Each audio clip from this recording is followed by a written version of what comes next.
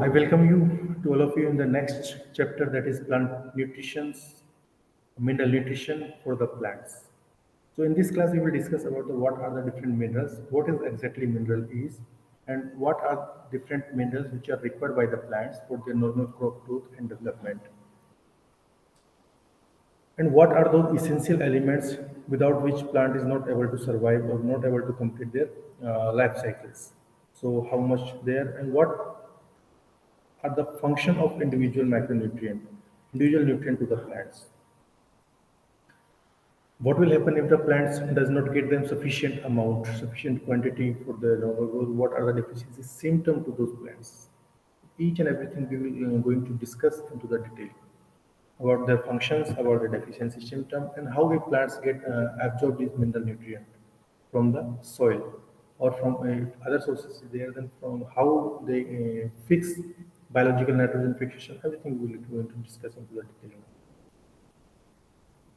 Mineral nutrients are the elements which are acquired primarily in form of inorganic ion. So these mineral nutrients primarily from the inorganic ions. These are the inorganic ions from the soil. They obtain these ions, inorganic ions from the soil.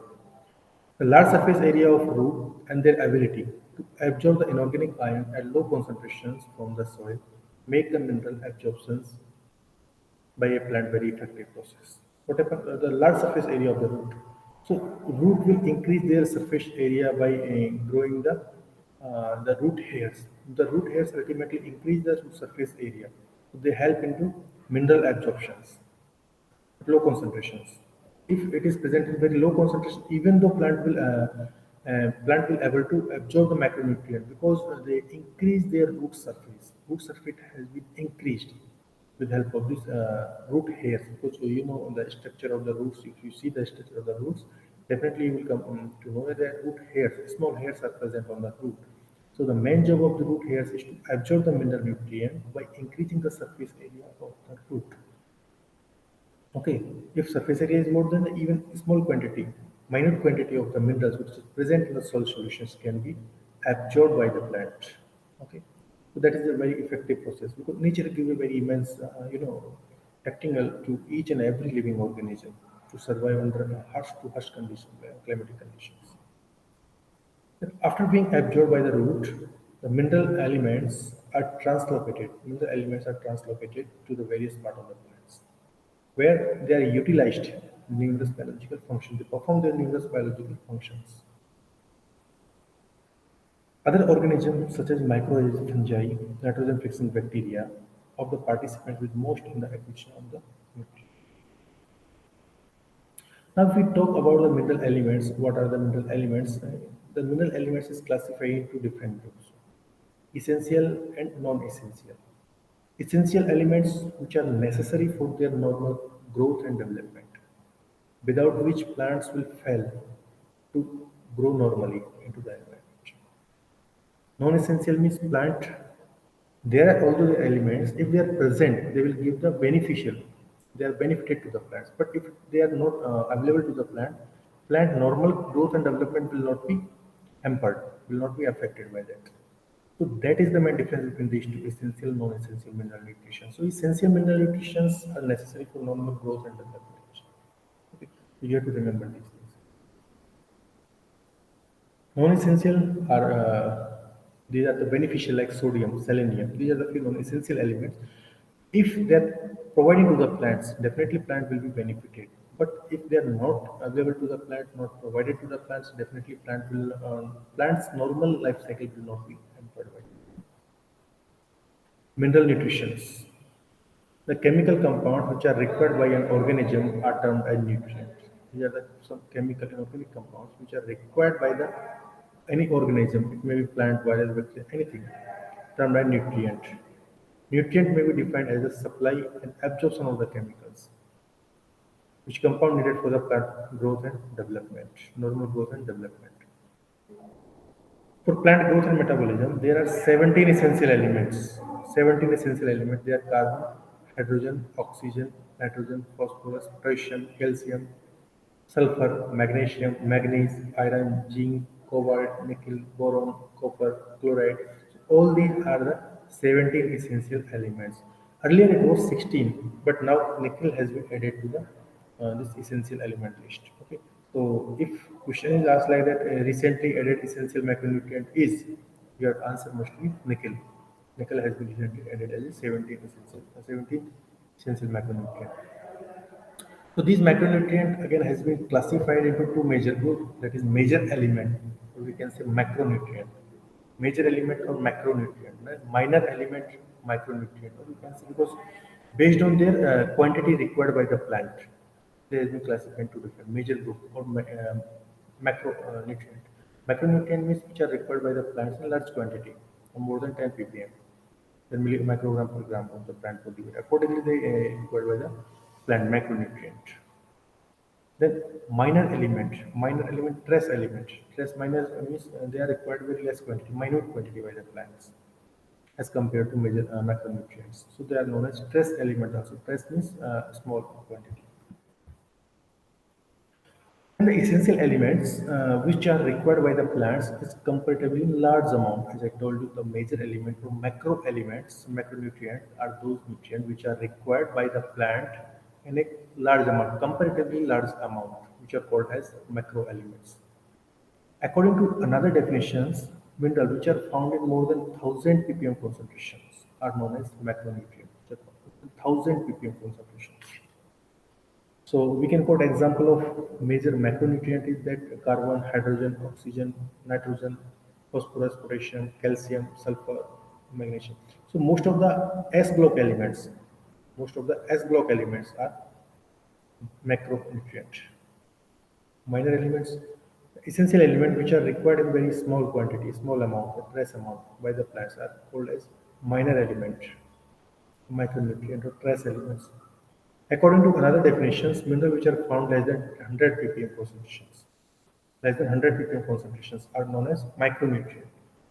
They are iron, zinc, manganese, boron, copper, molybdenum. Okay, so these are known as minor or trace element because they are requiring minute quantity, minute quantity. So that's why we are calling them as trace elements. Silicon is now transferred from list of beneficial elements to essential element. Now the silicon is also earlier it was considered as a beneficial element. If given to the end, definitely it will benefit the plants.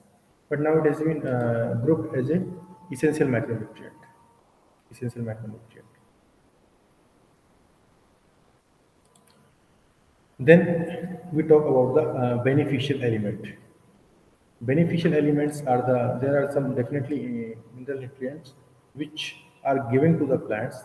They are benefited. Are benefited. They have some beneficial effect to the plant. There are some plant species like Chenopodium plant, species which adapted to saline conditions. Then it takes the elements relatively high amount. Sodium is required by the turnip, sugar beet, celery. So sodium is known as beneficial elements. Now, again, essential elements group as macronutrient, major micronutrient group as a total representation of the classification of the essential elements. Major element macronutrients are required in large amount. We can say 10 millimolar per kg of dry weight. 10 millimolar, more than 1000 ppm. We can say. Okay, 10 millimolar per kg of dry weight means in 1 kg of dry weight of the plants, 10 millimolar of the this essential major elements are present in it. Similarly, micronutrient or trace element which are required in very less amount, less than 10 millimolar per kg of dry matter. If it is required, then it is known as micronutrient. Known as micronutrient. We have already discussed in detail about with along with the examples. So further, there is a scientist that Epstein in 1972. He first given the concept criteria for essentiality, but nowadays Arnold and Stout is considered as a proposal of criteria for essentiality. But first concept Epstein 1972 talk about the criteria of essentiality. This element is essential if the plant cannot complete its life cycle. How we can say on what basis we are saying that okay, that nutrient is essential to the plant. There should be some concept behind that. So concept is that if a plant, if a particular plant is not able to complete their life cycle without their without their uh, not able to complete their life cycle in absence of the elements. known as viable seeds. And elements which is essential if it is formed part of any molecule or constituent of the plant, essential for the plant. For instance, nitrogen. Nitrogen in the protein is present, structural part of the protein. Magnesium is present in the chlorophyll. So these two elements are essential because without them, plants will not able to plants will fail to synthesize the different amino acids and chlorophyll itself. So what happens if these nutrients are not provided to sufficient to the plants? Then what will happen to the plants? Plant will completely fail to attain its normal growth and development. That's why the criteria of essentiality is saying the essential. We can say a nutrient as essential when it without that nutrient, plant will fail to perform its normal metabolic. Cell will perform with the normal metabolic functions, physiological functions. Okay. So later on, this criteria of essentiality is stated. Essential mineral nutrient, first this term, this criteria of essentiality proposed by the Arnaud and Stone. First talk about essentiality by the Epstein, but the concept was earlier it was given by the Arnaud and Stone 1939.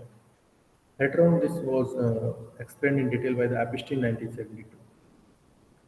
According to them, an element to be considered essential, which follow these three criteria. Okay, that nutrient, if we are considering them as an essential nutrient, that should perform three different functions in the plant body. Okay, three different essential functions. First, plant will unable to complete its life cycle in absence of that particular nutrient. Okay, means we talk about the concept of essentiality, criteria of essentiality, then a nutrient must be say essential. Nutrient become essential when the plants will unable to complete its life cycle in absence of that nutrient. Second criteria saying that function of that particular nutrient cannot be replaced by other mineral nutrient. Function of that particular element cannot be replaced, must not be replaceable by another mineral elements. The element must be directly involved in the plant metabolism. That is the third. Third is saying that the element must be directly involved in plant metabolism, which is required by the plant for the activation and deactivation of the different enzymes. Okay. So these are the three essential criteria. Based on that, nutrient is saying that it's saying that nutrient is essential to the plant normal growth and development. Okay, so you must remember this is important because this question has been asked so many times in the exams. Unable first criteria of essentiality saying that plant will unable to complete its life cycle without the absence of that nutrient. Second, saying the function of element must not be replaceable by other because that function of a particular nutrient should be performed by that nutrient only. It cannot be replaced by other. Element must be directly involved with the plant metabolism. Third.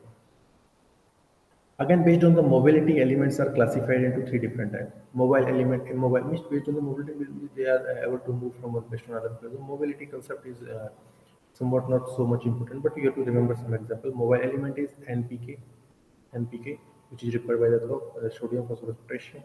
NPK, we are providing in different fertilizer doses. Then sulfur and magnesium. NPK, sulfur and magnesium, these are the mobile element. NPK is the primary nutrient for the crop growth and development. In addition to NPK, sulfur and magnesium. Second is immobile element. In case of immobile, calcium, iron, boron, name itself, calcium, boron, iron. So have these are types, but immobile element. They cannot move because calcium, iron, and boron. Because they are present in a somewhat complex form, chelated form. So they are not able to move. Intermediary immobile means they can either move or will not move. They depend upon the different conditions of the solution. Zinc, amine, copper, molybdenum. We talk about the functions of essential elements. You can see here the functions constituent of the protoplasm and cell wall. Constituents of protoplasm and cell wall. Because protoplasm and cell wall require different mineral elements. They are the major constituents. Antagonistic or balancing functions against toxic elements. If there is some toxic substance present in the protoplasm, there should be performed some antagonistic balancing function. Influence on the osmotic pressure of plant cell. They have influence on the osmotic pressure of the plant cell. Catalytic functions. Catalytic function be able to catalyze a particular reaction, metabolic different metabolic reactions catalyzed by the particular nutrient because most of the enzyme require the nutrient as a cofactor. In absence of cofactor, the particular enzyme will not work normally. Okay, these cofactors act as catalyze the metabolic physiological reactions. And classification, if we talk about classification of plant nutrient based on their mobility, biochemical, physiological functions. They have been classified into four different major groups, okay, based on their biochemical functions, physiological functions. First group is cons. Cons means CHONS. CHONS. First group cons CHONS in form of CO2, bicarbonate, water, means that the plants can uptake these nutrients C, H, carbon, hydrogen, oxygen, nitrogen, sulfur in form of CO2, bicarbonate, water, oxygen, nitrate, ammonium, ammonium sulfate, sulfur dioxide. The ion from the soil solutions, the gases from the atmosphere that can be taken. Major constituent of organic compound of the plant is essential elements of the plant, essential element of atomic group, which are involved in different enzymatic processes. Then they are involved in assimilation of different oxidation reactions. Then we talk about the second group. Second group, phosphorus, boron, and silicon. Phosphorus, boron, and silicon. In form of phosphate, boric acid, borate silicate from the soil source. They are important in the energy storage reactions or in maintaining structural integrity. Elements in this group are often present in plant tissue as sorry. The elements in this group are often present in the plant tissue as phosphate. Borate and silicate esters in which elements group in different bonds of hydroxyl group of inorganic molecules like superphosphate. They are involved in esterification reactions.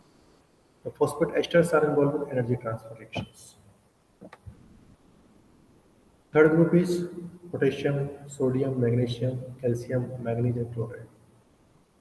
So in the form of cation from the soil solution except chlorine, which are present in plant tissue as either free ion or ion bound to substances such as lactic acid essential in plant cell wall, of particular importance of the role of enzyme, which is cofactor and regulation of osmotic potential. We talk about the fourth group, iron, zinc, copper, nickel, molybdenum, in form of ions chelated from the soil solutions. They are present predominantly in the chelated form, which is incorporated in phosphatic group, enabled electron transport mechanism by the valency exchange. Now we will discuss about detail about the each and every individual. What is their functions? What are their deficiency symptoms? What are their deficiency symptoms? Okay. So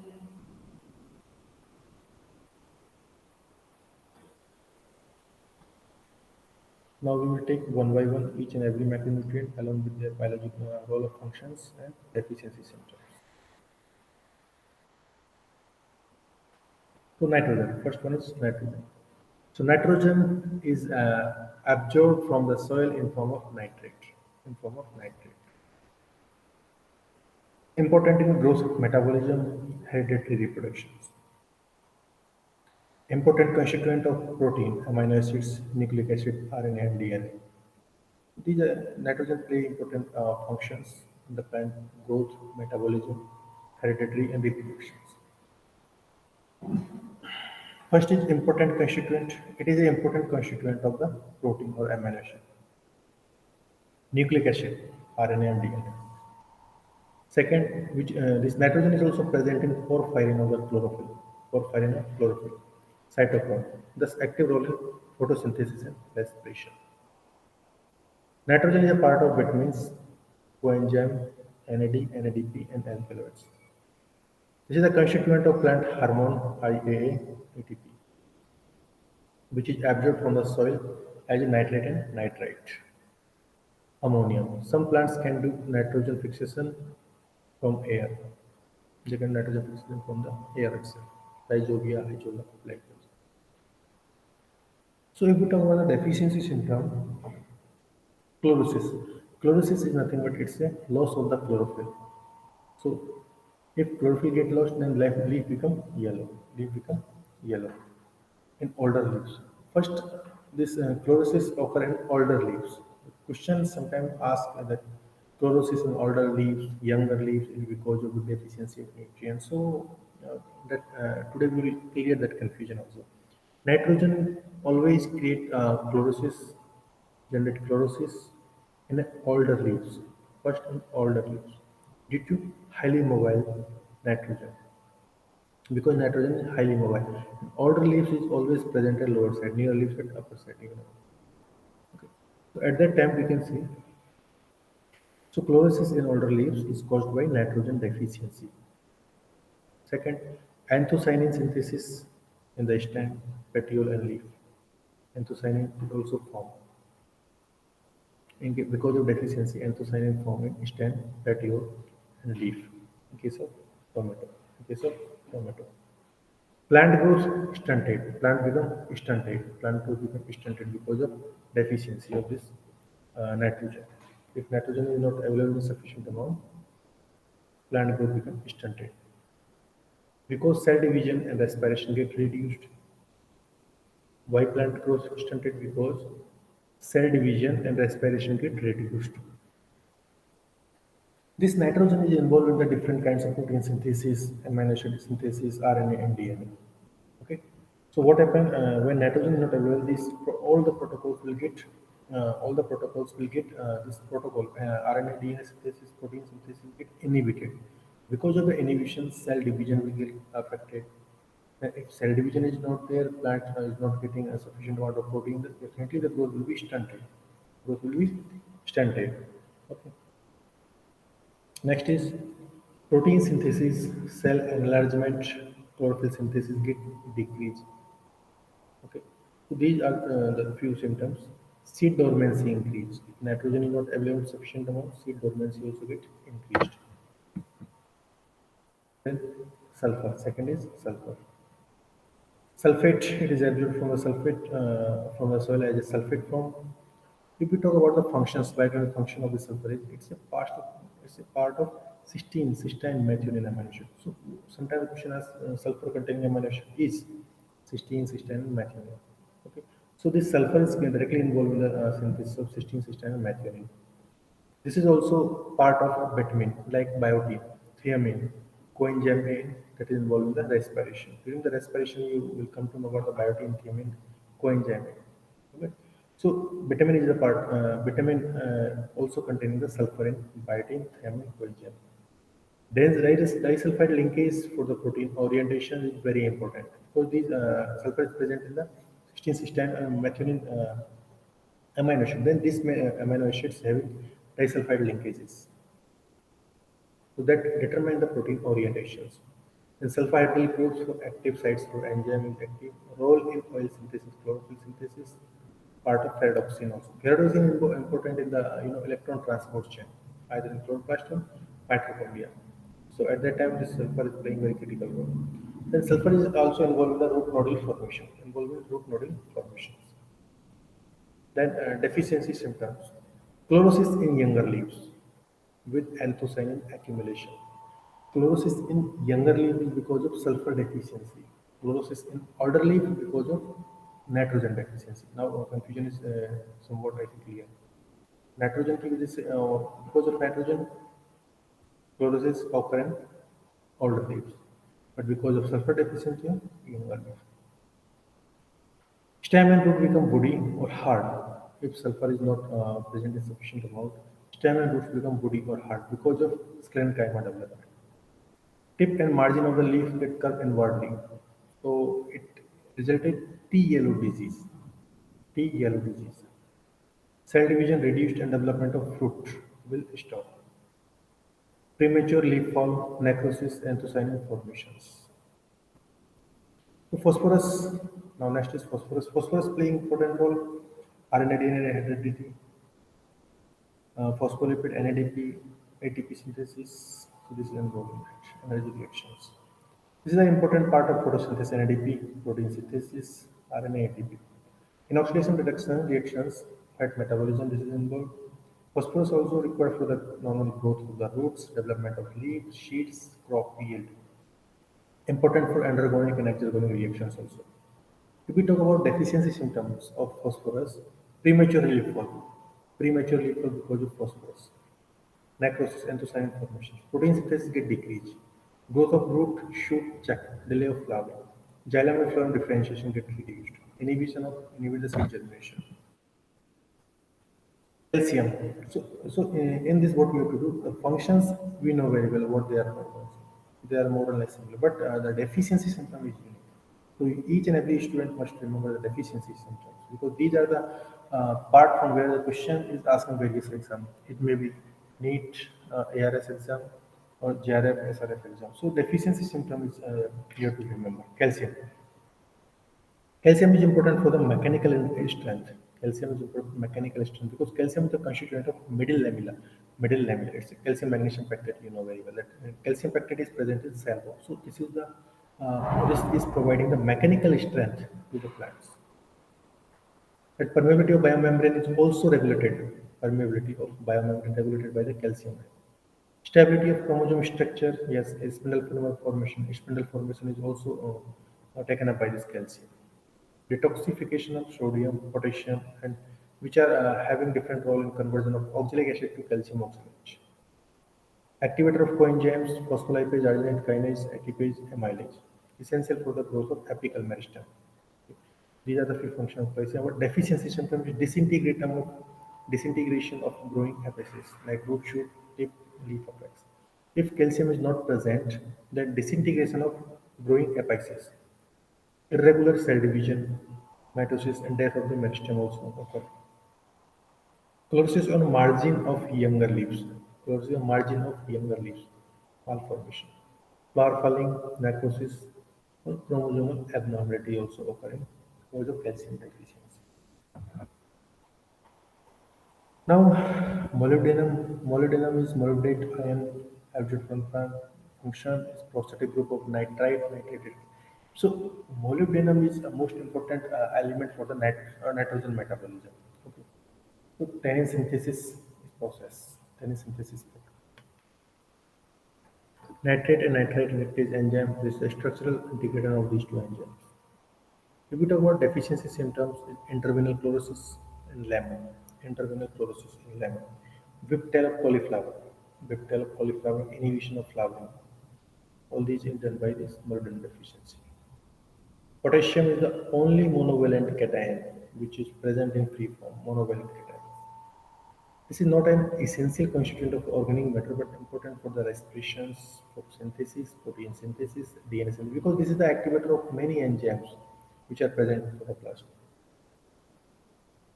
This also playing key role in stomatal movement and transpiration. Stomatal closing and opening.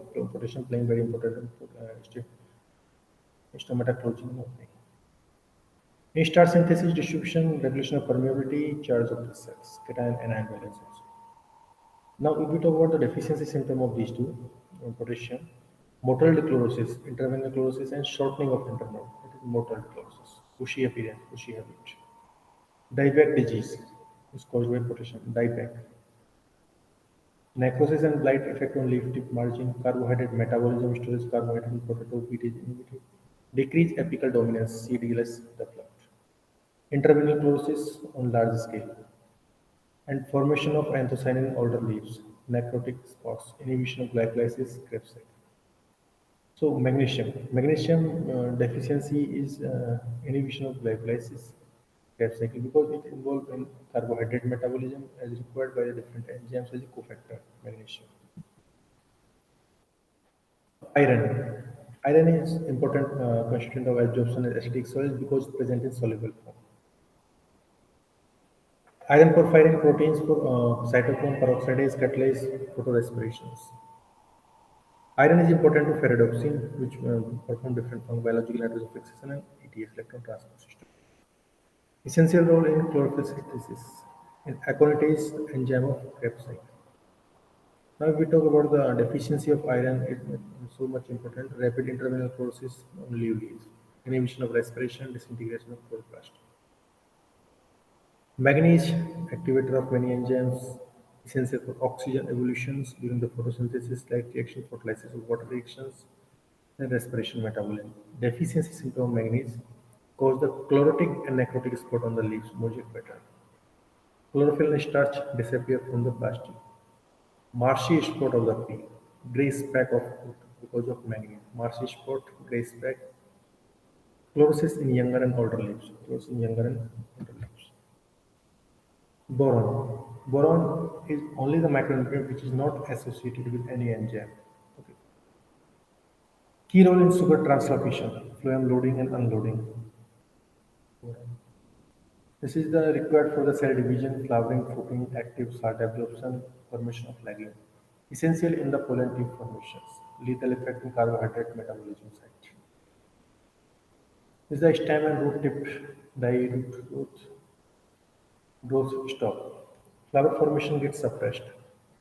Boron is involved in EMP pathway, which change HMP to EMP pathway. Physiological disease, if we talk about physiological disease occur, so boron is causing maximum diseases in the different crops. So most of the rotting type of diseases are caused because of this boron. Top protein in tobacco, top protein. Whatever the rot disease is there, that is caused by boron deficiency. Top protein in tobacco, down heart rot of wheat, brittleness of celery, stem rot in cabbage and marigold, then fiber, different fibers in applied fruits. Copper. Copper is toxic in high concentrations. It performs oxidation reduction to vitamin C, is an integral part of vitamin C formations. Necrosis of tip in younger leaf, dieback of citrus is because of copper. One more dieback disease was there, that is because of potassium deficiency. If we talk about dieback of citrus, it's specifically because of copper deficiency in other fruit trees, xanthema in the trees. Then reclamation disease in cereal and legume crop. Reclamation is because of copper deficiency. Zinc. Zinc playing specific role in synthesis of oxygen, hormones, activator of carbonic anhydrase, alcohol dehydrogenase, peptidase in seed formations. Zinc is checked with the vegetative growth and shortening of internode leaf deformations. Mottle disease in fruits, Khera disease of paddy, rosette disease of walnut, inhibit the seed formations, white bud disease. They are caused by X. Zinc. Zinc playing important roles in the important function in synthesis of oxygen hormone. Activator of carbonic anhydrase, alcohol dehydrogenase, seed formation. Now, deficiency symptom mostly is Khera disease of paddy. You have to remember Khera disease of paddy. Rosette disease in walnut. Chlorine. Chlorine required for cell division in the leaves. Photolysis of water. Essential for photolysis of water. Deficiency is not important. Bronze color in leaf, chlorosis, necrosis, disease. These are the general symptoms. These are the few common deficiency symptoms caused by common mineral nutrient elements. Chlorosis, nitrogen, potassium, magnesium, so all these plants likewise. Stunted plant growth because of sodium, potassium, calcium, sulfur, zinc, boron, molybdenum. So here you can see the intervenal chlorosis is because of iron only. Whiptail disease of leaf, molybdenum deficiency. Death of root and shoot tip because of boron deficiency.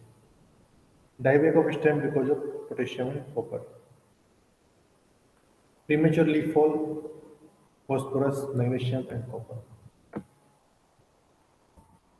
Now we will talk about the physiology of nutrient uptake, how a particular nutrient get uptaken. The mineral nutrients are found either as soluble fractions in solid solution or absorbed on the surface of colored particles. There are different theories are given to explain the mechanism minerals are absorptions. In broad category, passive absorption and active absorptions. Now, if we talk about the ion uptake in both active and passive process, after several decades of research on this process, ion uptake it is now believed that process involves both passive and active. Whether a molecular ion is transported actively passively across a membrane, that is through Gasparin bands, plasma membrane, or tonoplast. That is depend on concentration charge of the ions molecule, which in combination represent the electrochemical driving force. Passive transport across the plasma membrane occur along with the electrochemical potential. So in this process, ions and molecule diffuse from area of high concentration to low concentration. So it does not require any cost of the energy. In contrast to active transport is required the energy for the ion diffusion against the concentration gradient. If something is going on from high concentration to low concentration, definitely it does not require any kind of energy, input of energy. But suppose we want to we want to climb on a tree or on a mountain. So from low to higher, lower altitude to higher altitude. So definitely we have to put a lot of effort, a lot of energy in that. So that is active mechanism. So that against the concentration gradient, this expand the energy. So there is a different class of passive transport mechanism: diffusion, facilitated diffusion, carrier proteins, carrier channels proteins, transporters. So these are the different transport mechanisms. So if we talk about the diffusion, diffusion is nothing but simple movement of the small non-polar molecules. So that is moved from a place of high concentration to low concentration. It does not require any energy. Facilitated diffusion for smaller polar species like water ions and ions, specific protein in the membrane which facilitate the diffusion down the electrochemical gradient. This is referred as electrochemical facilitated diffusion. Channels protein, channels protein is the specific protein in membrane from channel proteins, which open and close through which ions, water molecule pass in single phase at very rapid rate. Potassium and ammonium ion channels are also operated by same process of facilitated diffusion. In addition to sodium ion can also enter the cell by this process. There are certain transporter co-transporter of carrier proteins.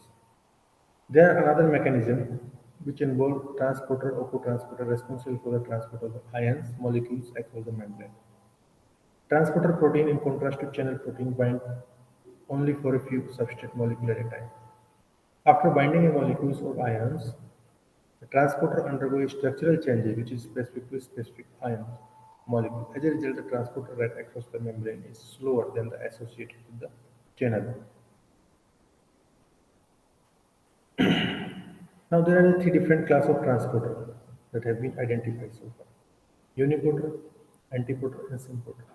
So in this case, when we discuss about this transporter, uniporter means transport the one molecules, glucose, amino acid at a time down the concentration gradient. Antiporter means which catalyze the movement of one type of ions or molecules against its concentration gradient.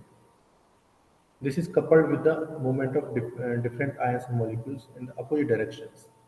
Example is antiporter transporter like proton, sodium, proton, and calcium transporter.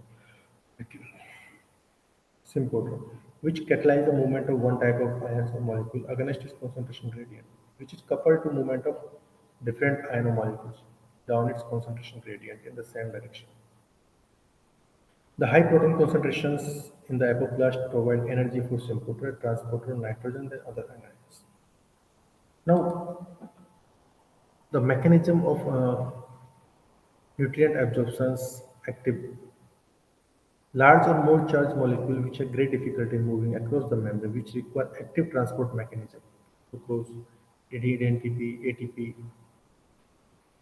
Active transport across selective permeable membrane occurs through ATP, that is powered pump, concentration gradient. This mechanism utilizes energy released by the hydrolysis of the ATP. Okay. Now there is a different mechanism of mineral salt absorption. First step in absorption of mineral salt is process of ion exchange, which does not require metabolic energy, but greatly facilitate the mineral salt absorptions through the ion exchange. There are some theory has been given for to explain this mineral absorptions. Okay. So as I told you, the minerals absorption based on involved metabolic energy, they are two different, passive and active. Passive we already discussed that without energy. Active that involved in the absorption in active process require expenditure of metabolic energy. Now we talk about the difference between these two, passive and active. Passive passive process of mineral absorption is a physical and spontaneous process. It's a physical and spontaneous.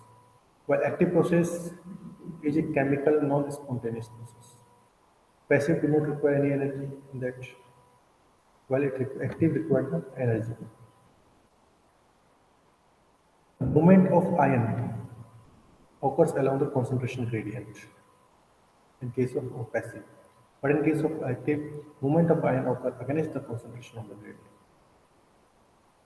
The movement of the mineral ion proceeds toward the equilibrium constant.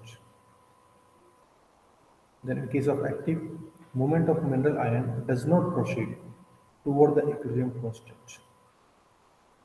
It does not cause salt accumulation in the cell. Passive process does not cause salt accumulation, while active process cause the salt accumulation in the cell. The passive process determine rate of mineral absorption, that is independent of the respiration. That is independent on the respiration. But in case of active, that is depend on the respiration because it requires energy, because the energy is coming from the respiration, so it depend on the respiration. While this passive process does not require specific carrier molecules, while this active process is require specific carrier proteins. The efficiency of passive mineral absorption is very less, since the concentration of mineral inside the cell is usually 10,000 times more than the surrounding source. The efficiency in case of active mineral absorption is comparatively efficient.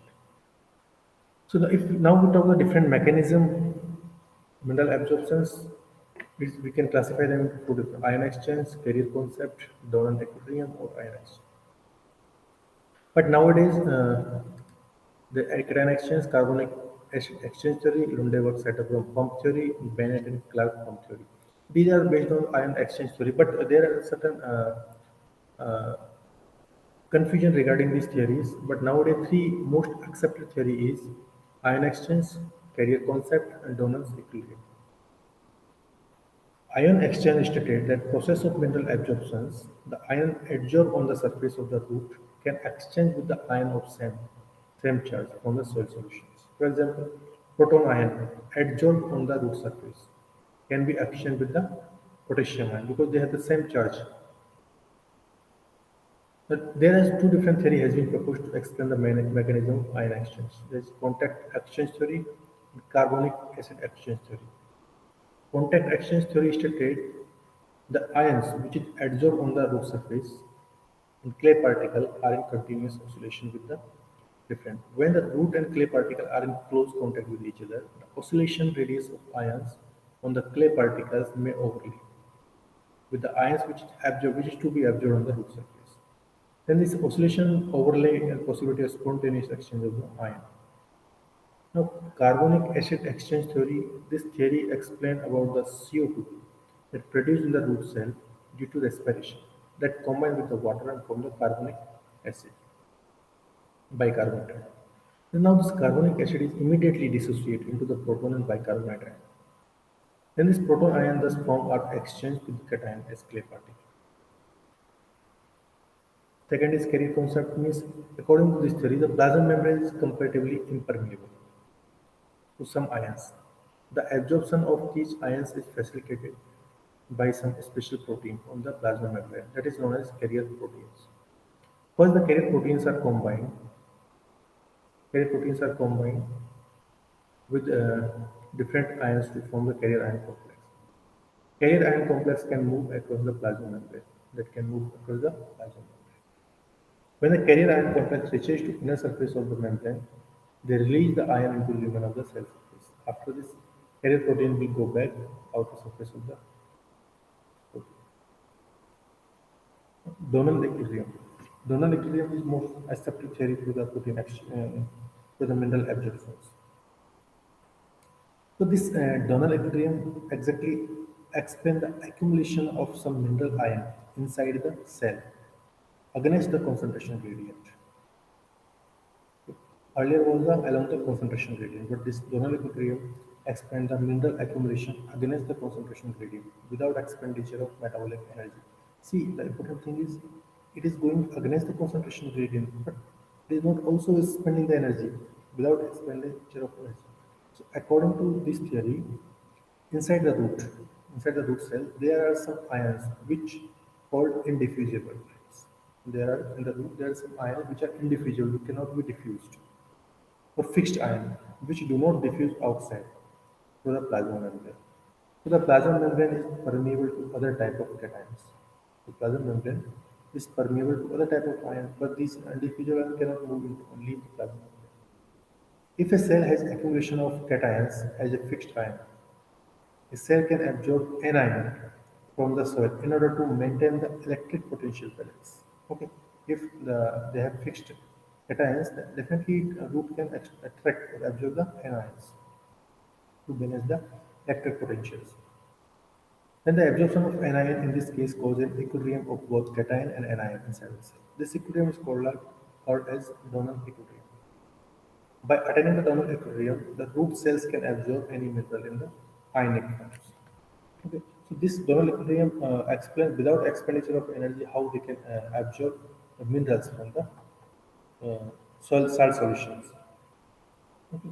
So these are the basic mechanism of mineral absorption from the soil.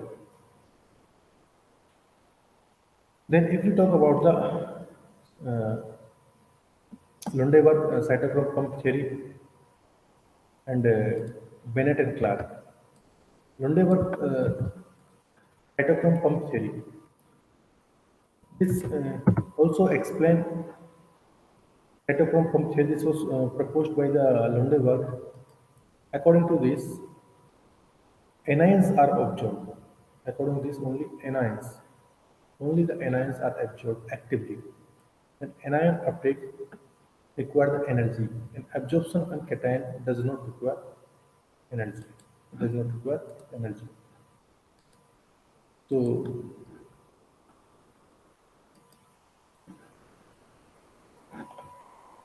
so this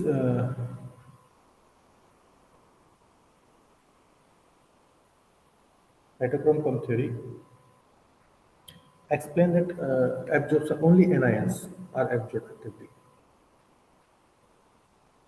If we talk about the protein lecithin carrier concept or Bennett Clark concept, they propose that carrier could be some amphoteric molecules. There could be some amphoteric molecules which can carry anions as well as cations. They suggested they suggested that membrane-bound proteins which is conjugated with a phosphatide called lecithins. Lecithin function as a carrier protein. So, Goldach, 1952, proposed a mechanism for ion transport where contractile proteins act as a ion carriers. They bind to unfolded conditions of this. So, this is all about the protein mechanism. Sorry, this is mineral absorption by the plant. Thank you.